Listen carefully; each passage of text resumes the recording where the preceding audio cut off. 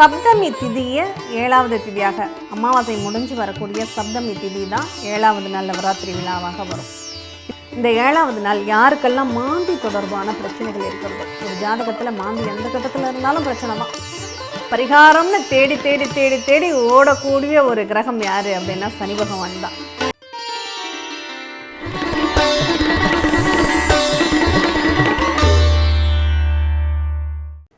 ஆன்மீக அருள் நேயர்கள் அனைவருக்கும் வணக்கம். இந்த நாள் இனிய நாளாக அமைய வாழ்த்துக்கள். ஏஎல்பி ஜோதிடர், ஜோதிட ஆசிரியர் டாக்டர் சாந்தி தேவி ராஜேஷ்குமார். நவராத்திரி எல்லாரும் மகிழ்ச்சியாக, அதுவும் குழந்தைகள் ரொம்ப ஆவலுடன் எதிர்பார்க்கக்கூடிய ஒரு நாள் அப்படிங்கிறது இந்த நவராத்திரி தாங்க. ஏன்னா விதவிதமாக 9 நாட்கள் நமக்கு எல்லாம் வேணுங்கிறதெல்லாம் கிடைக்கும் அப்படிங்கிற மாதிரியான ஒரு மனநிலை அப்படிங்கிறது உண்டு. நல்ல ஜாலியாக இருக்கலாம் அப்படிங்கிறது, குழந்தைகளை கொண்டாடக்கூடிய ஒரு காலம் அப்படிங்கிறது இந்த நவராத்திரி காலங்கள். இதில் 7வது நாள் சப்தமி திதியை 7வது திதியாக, அமாவாசை முடிஞ்சு வரக்கூடிய சப்தமி திதி தான் 7வது நாள் நவராத்திரி விழாவாக வரும். இந்த அம்பாளுடைய திருநாமம் ஒன்று காலராத்திரி அப்படிங்கிற பேர்லையும், இன்னொன்று சாம்பவி தேவியாகவும் இவங்களை வழிபாடு செய்வாங்க. மகா துர்க்கையினுடைய அவதாரமாகவும், இந்த மகாலட்சுமியினுடைய 3வது நாள் நிகழ்வாகவும் இந்த சாம்பவி தேவி அப்படிங்கிறவங்க விளங்குறாங்க. சரி, இந்த சாம்பவி தேவியினுடைய வழிபாட்டு முறைகளில் என்னென்னலாம் இடம்பெறும்? பிளகரி ராகம், தேவகானத்தில் பிளகரி ராகம், தாளம்பூ, அவங்களுடைய அர்ச்சனைக்கு உரிய மலர் என்ன? தாளம்பூ அல்லது விபூதி பச்சிலை அப்படின்னு சொல்லக்கூடிய ஒரு இலை, விபூதி பச்சிலை. நெய்வேத்தியம் எலுமிச்சை சாதம், பேரிச்சம்பழம், பழங்களில் பேரிச்சம்பழம், எலுமிச்சை சாதம்.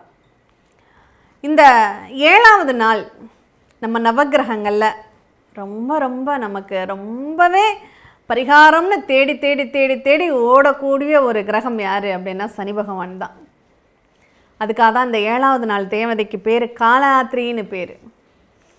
காலம், அந்த சனி பகவானுடைய அந்த நிழல், இந்த சனி பகவானுடைய தாக்கத்தை நம்ம குறைக்கணும்னா இந்த 7வது நாள் வழிபாட்டில் கட்டாயம் சனி பகவானுக்கு உரிய பிரீத்திக்குரிய அந்த விபூதிங்கிற வார்த்தை சனி பகவானுக்கு உரியதுங்க. அதனால் விபூதி பச்சிலை அப்படிங்கிறது பொருத்தமான ஒரு மலர். அதோடு சேர்த்து நம்ம சங்கு புஷ்பம் அப்படின்னு சொல்லக்கூடிய கருங்குவளை மலர், இந்த கருங்குவளை மலரை அன்னைக்கு பூஜையில் நம்ம சேர்த்துட்டு, அதில் அந்த பூஜையில் வெள்ளை மலர்களால் கோலம் வரைந்து நீல வஸ்திரம் சார்த்தி இந்த சனி பகவானுக்கான பிரீத்தியை சொல்லிட்டு, எள்ளு கலந்த, அது எள்ளு உருண்டையாக இருக்கட்டும் இல்லை எள்ளு கலந்த இனிப்பு நெய்வேத்தியம் வச்சு அந்த சனி பகவானையும் நம்ம வணங்குகிறோம் அப்படின்னா கட்டாயம் நம்ம ஜாதகத்தில் சனி பகவான் 7ரை சனியாக இருந்தாலும் சரி, அஷ்டம சனியாக இருந்தாலும் சரி, அர்த்தாஷ்டம சனியாக இருந்தாலும், இந்த சனி பகவான்னாவே அவங்க வாழ்க்கையில் கஷ்டங்கள் தான் அவர் கொடுப்பாருங்கிற மாதிரி ஒரு மாயைக்குள்ளே இருக்காங்க. அப்படியெல்லாம் கிடையாதுங்க. நாம் செய்கிற தப்பின் தண்டனையை நம்ம நல்லது பண்ணியிருக்குமா இல்லை கெட்டது பண்ணியிருக்குமான்னு நமக்கு ஒரு புரிதலை கொடுக்கக்கூடிய ஒரு கிரகமாக இருப்பவர் சனி பகவான் தான். நம்ம வாழ்க்கையில் சனி பகவான் நிறைய நல்லது மட்டும்தான் பண்ணுறாரு, எனக்கு கஷ்டங்கள் கொடுக்கல, ஒரு மனிதன் 7ரை சனி நடக்கும்போது கஷ்டங்களை அனுபவிக்கலை, நல்ல பலன்கள் நிறைய இருக்குன்னா உண்மையிலேயே அவங்க நல்லது நிறைய பண்ணியிருக்காங்கன்னு அர்த்தம். எனக்கு கஷ்டத்தை தவிர வேறு எதுவுமே வந்ததில்லை, எதை பார்த்தாலும் 7ரை சனி நடக்குது, அஷ்டம சனி நடக்குது, அர்த்தாஷ்டம சனி நடக்குதுன்னு ஒருத்தங்க புலம்புறாங்கன்னா அவங்க நிறைய தவறுகள் பண்ணியிருக்காங்க, அதற்கான தண்டனையை இந்த சனி பகவான் கொடுத்து கொண்டிருக்கிறார்னு அர்த்தம். அதனால் இந்த சனி பகவானுக்கு உரிய பிரீத்தியாக இந்த தேவதை 7வது நாள் சப்தமி திதி அன்னைக்கு வழிபாடு செய்கிறோம் அப்படின்னா அந்த தேவதையினுடைய அனுகிரகமும் சனி பகவானுடைய அனுகிரகமும் இன்னும் ஒரு பரிகாரம்னு சொல்லலாங்க. இந்த 7வது நாள் யாருக்கெல்லாம் மாந்தி தொடர்பான பிரச்சனைகள் இருக்கிறதோ, ஒரு ஜாதகத்தில் மாந்தி எந்த கட்டத்தில் இருந்தாலும் பிரச்சனை தான், அதில் குறிப்பாக 7ல் மாந்தி இருக்கிறவங்க இந்த வழிபாடுகளை பண்ணுறாங்க, இந்த 7வது நாள் பூஜையில் கலந்துக்கிறாங்க. ஏன்னா சனி பகவானுடைய புத்திரனை தான் மாந்தின்னு சொல்கிறாங்க. அப்போ இந்த மாந்தியை பூஜை பண்ணுறவங்களுக்கு இந்த 7வது நாள் சனி பகவான் பிரீத்தி செய்யும் போதே இவருக்குமான நிவர்த்தியும் அங்கே கிடச்சிடுது.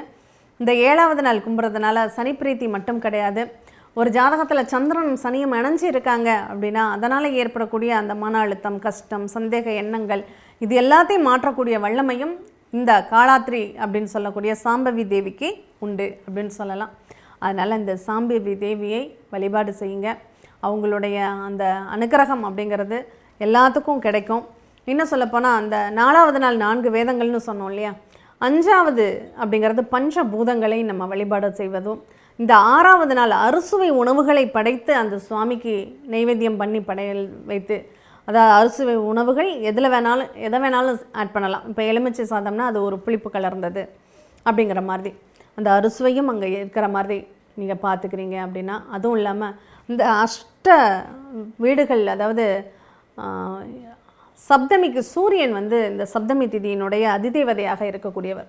இந்த நாள் சூரியனை வழிபட்டாலும் அந்த சூரியனுடைய புத்திரன்னு சொல்லக்கூடிய அந்த சனீஸ்வரனை கும்பிடும்போதும் அந்த சூரியனை வழிபாடு செய்கிறோம். 7 குதிரைகள் பூட்டிய ரதத்தில் பவனி வரக்கூடிய அந்த சூரியனையும் சேர்த்து இங்கே வணங்குறோம் அப்படின்னா கட்டாயம் இந்த தாக்கம் எல்லாமே நம்மளை விட்டு போயிடும். 7 ஜென்ம பாவங்கள் செய்திருந்தாலும் இங்கே தொடர்ச்சியாக இந்த 9 நவராத்திரிகள்லையும் இந்த கலந்துக்கிட்டு இந்த சப்தமி திதி அன்னைக்கு அந்த சூரிய பகவானையும் சனி பகவானையும் நினச்சி வழிபாடு செய்கிறீங்கன்னா உங்களுக்கு நிறைய நற்பலன்கள் அப்படிங்கிறது கட்டாயம் கிடைக்கும்.